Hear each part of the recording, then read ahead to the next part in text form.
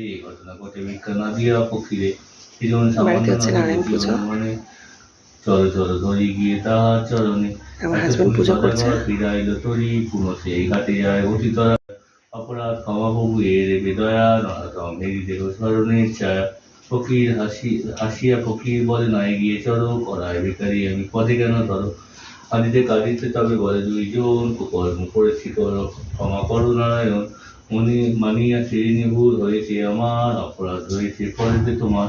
কহিলাম সত্য এই বলে দাঁড়াই সভা শেষ স্বর্ণে শ্রীনি দিব গিয়ে সত্য নারায়ণ তবে সদয় হইল প্রণতি করিয়া সাধু তরিতে উত্তরিল ঘাটে সাধু হইল কোলাহল